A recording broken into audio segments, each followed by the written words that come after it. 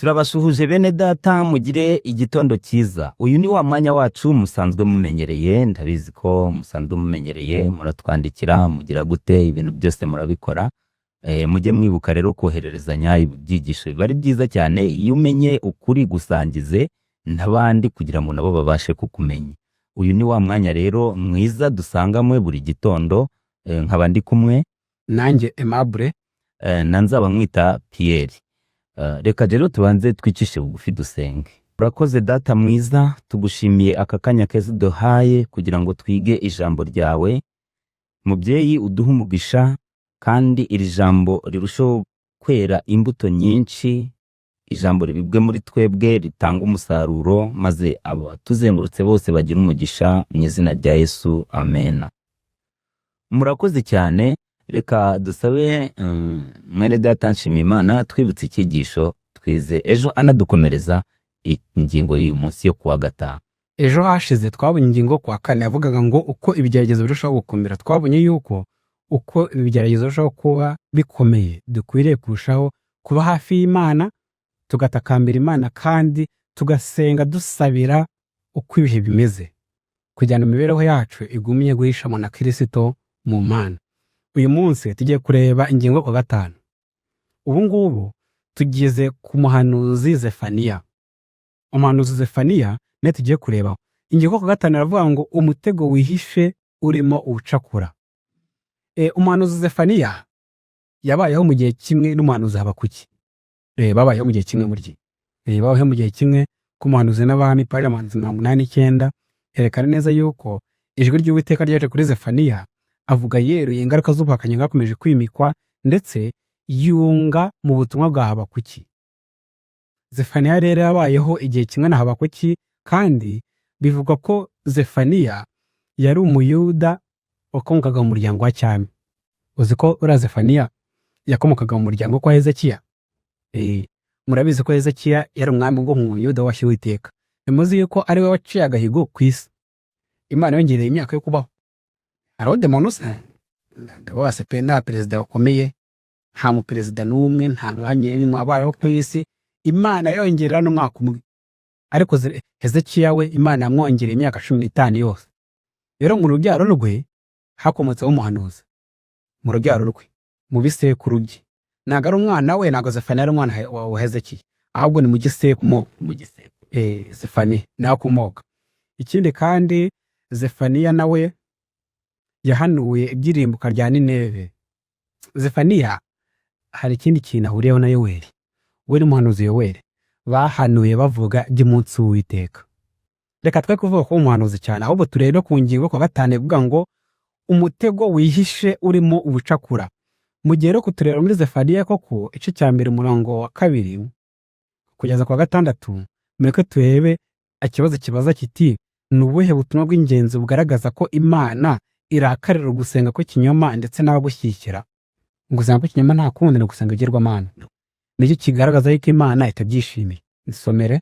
Uwiteka aravuga ati, nzatsembaho ibintu byose biri mu isi, nzatsembaho abantu n'amatungo, nzatsembaho ibiguruka mu kirere n'amafi yo mu nyanja n'abakiranirwa n'ibisitaza byabo, nzaca abantu ku isi, ni ko Uwiteka avuga.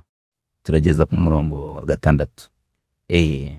Nzarambura ukuboko kwanjye ntere ab'i Buyuda n'abatuye Yerusalemu bose, nzaca ibyasigaye bya Bayali aho hantu n'izina ry'abakemari, kandi hamwe n'abatambyi n'abasenga ingabo zo mu ijuru bari hejuru y'amazu yabo, n'abasenga barahira Uwiteka bakagerekaho na Milikomu, n'abasubiye inyuma bakareka gukurikira Uwiteka, n'abatigeze gushaka Uwiteka habe no kumusenga.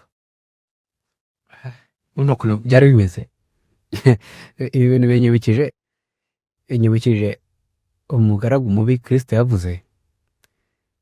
Hano nari nahageze hano no ku murongo wa 8. Umurongo wa 8 ahangaha hadusomere bumva iby'umugaragu mubi. Ku murongo wa 8 baranditse bati, ariko umugaragu mubi niyibwira mu mutima we ati databuja aratinze, maze agatangira gukubita abagaragu bagenzi be no gusangira n'abasinzi, shebuja w'uwo mugaragu azaza umunsi atamutegereje n'igihe atazi, amucemo kabiri, amuhanane n'indyarya, niho bazarira bakahekenyera amenyo. Ayo magambo nayatekereje ubwo wari umusoma ibyo ngibyo, numva arantangaje cyane. Iyo urebye ugusayisha gukojeje isoni kwabayeho mu gihe cy'umuhanuzi Zefaniya, yabayeho kimwe na Habakuki. Bose barimo bahanurira Ubuyuda kugira ngo mugarukire Imana, kuko babonaga akaga kabugarije karimo kaza kegereza. Ariko ntabwo bigeze bamwumvira, ahubwo bikomerereje inzira zabo mbi, nuko Zefaniya ahanura biriya byago bikomeye cyane wadusomeye muri Zefaniya. Impamvu dusomeye n'iby'uyu mugaragu mubi ni uko iki gihe usanga ariko tumeze natwe. Uriya mugaragu mubi harya ngo yibwiye mu mutima we ati databuja aratinze, maze ngo agufatira inkoni, ajya mu bagaragu bagenzi barahondagura bayinura intere, arabakuma yibwira ngo shebuja aratinze. Ese mwebwe mudukurikiye mubona kuri iki gihe biteze, usanga n'abakristo bavuga ngo databuja ari Yesu Kristo ngo atinze kugaruka. Ariko hari amagambo yantangaje, wenda nushake udufashe atusumira hano nuko wanuza arante ngo wamuharamungana. Murebe uburyo kuri iki gihe twese usanga turi mu gatebo kamwe nakubura mugaragu mubi. Kuvuga ngo databuja aratinze ntabwo tuvugisha umunwa, nibe nawe yarabivuze ku munwa ahita afata inkoni akubita abagaragu bagenzi. Ariko twebweho kuva ko databuja Kristo Yesu atinze kugaruka tubigaragarisha ibikorwa. Nisomere twumve.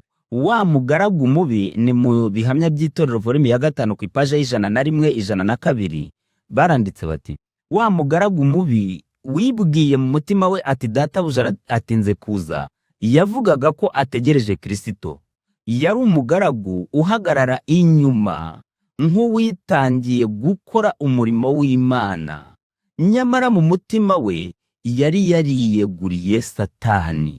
Ntahakana ukuri nk'abakobanyi bahakana ukuri biberuye, ariko imibereho ye ihishura ibitekerezo bye mu mutima we bivuga ko kugaruka k'umwami wacu kugitinze.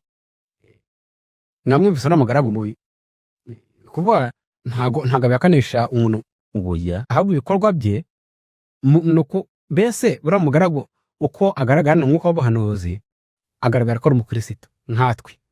Twerekana ko turi abakristo, ko turi abantu beza, ko turi abantu b'Imana, ariko wareba imiberere yacu, ibikorwa byacu, imico, uko tubayeho, ugasanga tumeze nk'abapagani rwose, ahubwo turi hanyuma y'abapagani.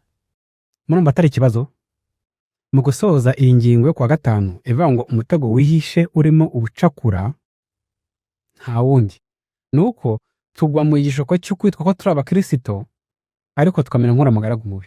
Ibikorwa byacu, imimerere yacu bikerekana neza yuko duhakana ko Kristo ari bugufi. Nta ikindi warenzaho tugasoreza ngaho. Nirumvikana cyane umutego uriya n'umutego ukabije ukomeye cyane kandi ukabije ku bakristo, kuko gutinda kwa Kristo ibyari bikwiriye kuba ikibazo, kuko Kristo niba atinze ubundi se bikureba hiki? We yaratubwiye ati nzagaruka, ntiyatubwiye umunsi azagarukaho, ntiyatubwiye n'isaha. None se ubwo icyacu si ukumutegereza? Ubwo rero twirinde kugwa muri uyu mutego wo kuvuga ngo databuja aratinze, bityo tugatangira gukora ya mirimo y'ubupagani twari twararetse. Ubundi kugira imibereho yahindutse ngo gutegereza nyakuri. Yego, gutebutsa Kristo no kuba maso tugasenga kandi tukageza inkundi z'abakiza ku batarayimenya. Uwiteka Imana yadushoboza mu izina rya Yesu.